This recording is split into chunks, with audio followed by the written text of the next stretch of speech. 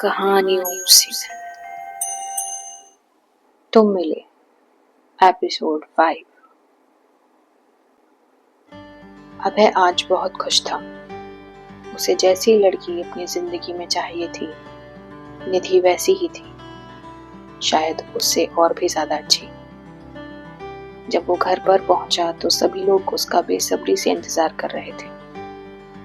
अभय के घर में उसके माँ बाप और बड़े भैया भाभी रहते थे। वो घर में सबसे छोटा था। जब वो घर पहुंचा तो उसके बड़े भाई साहिल ने उससे कहा, तो कैसी रही मीटिंग? अभय ने मुस्कुराते हुए एक ग्लास में पानी डाला और अपनी खुशी को छुपाते हुए कहा, मीटिंग ठीक थी। फिर उसने वो ग्लास मुंह से लगाया और पानी पीने लगा। अभय की माँ कुसुम ने कहा, बस ठीक थी, अच्छी नहीं थी। अभय कुछ कहता इससे पहले ही उसके फोन में एक नोटिफिकेशन आया। उसमें निधि नाम दिखाई दे रहा था। अभय ने उसके नाम पर क्लिक किया तो उसकी तरफ से एक व्हाट्सएप मैसेज दिखाई दिया। उसमें लिखा था, मैं घर पहुंच गई हूँ। आई होप आप भी ठीक तरह से घर पहुंच गए होंगे। ये मैसेज पढ़ते ही उसके चेहरे की चमक बढ़ गई। अभय ने अपनी माँ कुसुम की बात का जवाब देते हुए कहा, माँ मीटिंग अच्छी रही और मुझे निधि भी अच्छी लगी। ये बोलकर उसने फोन में मैसेज टाइप किया और सेंड का बटन दबा दिया। उसने लिखा था, हाँ मैं भी घर पहुंच गया हूँ, जल्द ही मिलेंगे अपने पेरेंट्स के साथ। इसके साथ ही उसने एक स्माइल वाली इमोजी भी भेज दी थी। अभय के पापा मदन ने कहा, ध्यान कहाँ है तेरा, फोन में क्यों लगा हुआ है? अभय ने मुस्कुराते हुए कहा, वो कुछ नहीं पापा, बस एक टेक्स्ट आया था। निधि मुझे पसंद है, आप लोग आगे की बात कर सकते हैं। अभय के मुंह से ये सुनते ही सभी बहुत खुश हो गए। कुसुम ने अभय से कहा, तू सच कह रहा है? अभय ने कुसुम से कहा, हाँ माँ, एकदम सच। अभय की भाभी भावना ने जब ये बात सुनी तो वो भी किचन से बाहर निकल कर आई और खुशी से कहने लगी, क्या क्या बात हुई, पहले ये बताओ। अभय ने मुस्कुराते हुए कहा, बस एक दूसरे के बारे में जाना, एक दूसरे की जॉब्स के बारे में, मुझे सब ठीक लगा, बल्कि काफी अच्छा लगा सब। भावना अभय की बात सुनकर बहुत खुश हुई, लेकिन कुसुम ने उतावलेपन से पूछा, तूने उसकी सैलरी की बात की?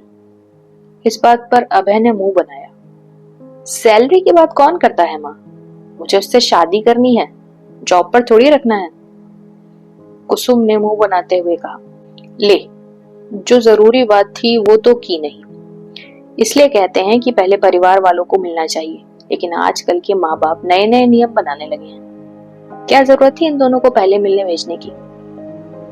अभय को अपनी माँ की बात अजीब लगी, इसलिए उसने कहा, शादी तो हम दोनों को करनी है, तो हम लोग पहले मिले या बाद में, इससे क्या फर्क पड़ता है? मदन ने कुसुम की बात अभय को समझाने की कोशिश की। नहीं, तेरी माँ का ये मतलब नहीं है, वो बस उस लड़की की सैलरी को लेकर थोड़ा परेशान है। असल में वो गवर्नमेंट कंपनी में मैनेजर है ना, तो हो सकता है कि उसकी सैलरी तुझसे ज्यादा हो। अभय ने हैरानी से पूछा, तो उससे क्या फर्क पड़ता है?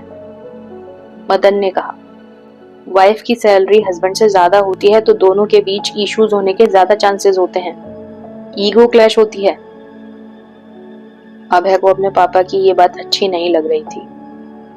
उसने कहा, मुझे नहीं लगता कि इस चीज से कोई प्रॉब्लम हो सकती है।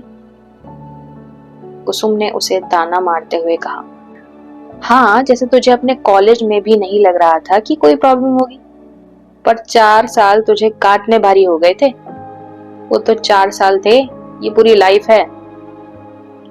अभय ने भौं से कोड़ते हुए कहा, माँ, उन 4 सालों में मैंने बहुत कुछ सीखा है। प्लीज आप ये कॉलेज की बात बोलना बंद करो, मैं वहां दुखी नहीं था।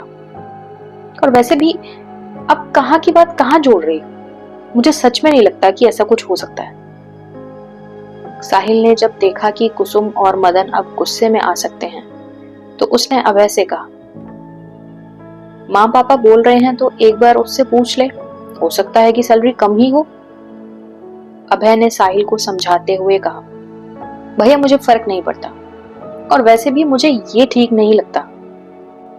उसे कैसा लगेगा कि वो कितना कमाती है, मैं ये पूछ रहा हूँ। मतलब इस बेसिस पर मैं ये फैसला लेने वाला हूँ कि मैं उससे शादी करूंगा या नहीं। कितना अजीब लग रहा है सोचकर भी। मदन ने कहा, हमें उसके कम कमाने से प्रॉब्लम नहीं है, ज्यादा कमाने से है। अभय ने अब चिढ़ते हुए कहा, आप लोगों ने ही कहा था कि लड़की देखने जाओ। अब जब लड़की मुझे समझ में आ रही है तो आप ये सब बातें कर रहे हो। मुझे ये सही नहीं लग रहा है। आपको उसकी सैलरी के बारे में जानना है तो खुद पूछ लीजिए, मैं नहीं पूछूंगा। कुसुम ने फिर वही बात शिकायती लहजे में छेड़ी। मैंने इसीलिए मना किया था कि पहले हमें मिलने जाने दो, लेकिन मेरी तो कोई सुनता ही नहीं है। मदन ने कुसुम से नाराजगी दिखाते हुए कहा, अब उसी बात के पीछे पड़ी रहोगी क्या? अब आगे क्या करना है ये सोचो। कुसुम ने अभय से कहा, बेटा ठीक है, अब हम ही उसके पापा से उसकी सैलरी की बात कर लेंगे, और अगर सब सही रहा तो अच्छा है ना। हम क्या मना कर रहे हैं कि तू उस लड़की से शादी मत कर, पर सभी चीजें देखभाल कर ही करनी चाहिए, जिससे आगे जाकर कोई प्रॉब्लम क्रिएट ना हो। और ये एक ही लड़की थोड़ी ही है, अगर ये नहीं समझ आई तो और लड़कियां मिल जाएंगी। अभय अब गुस्से में था। उसने कहा, आपको जो ठीक लगे कीजिए, मैं अपने कमरे में जा रहा हूं। ये कहकर वो वहां से चला गया। भावना ने अभय के मन को समझते हुए कहा, माँ मुझे लगता है अभय को वो लड़की पसंद आ गई है। अब हमें ये सब बातें करके उसका मूड खराब नहीं करना चाहिए। वो खुद मैनेज करेगा जब बोल रहा है। कुसुम ने कहा, भावना ये तो पागल है, इसे समझ नहीं है। ये पूरी लाइफ की बात है। इसे अभी समझ नहीं है कि इसके लिए क्या सही है और क्या गलत। हम बड़े हैं, हमें पता है कि शादी में क्या क्या प्रॉब्लम्स हो सकती हैं। भावना ने आगे कुछ नहीं कहा और वो किचन में चली गई। लेकिन साहिल ने अपनी माँ कुसुम से कहा, अगर उसे वो लड़की पसंद है तो प्लीज आप दोनों अब ये सब बंद कर दीजिए। या तो उसे पहले ही भेजना नहीं चाहिए था, अब भेजा है और उसे लड़की समझ आ भी गई है, तो सिर्फ इस बात पर रिश्ता तोड़ना मुझे सही नहीं लग रहा है। इस पर मदन ने कुसुम का साथ देते हुए कहा, हम घर के बड़े हैं, हम देख लेंगे अभय के लिए क्या सही है और क्या गलत। तो अपनी मैरिड लाइफ और अपना बिजनेस संभाल।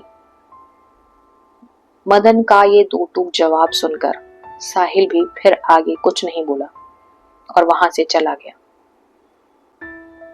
क्या होगा जब अभय के पापा निधि की सैलरी के बारे में बात करेंगे?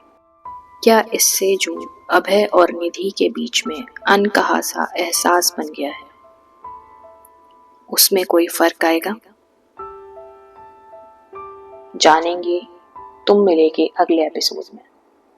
Stay tuned.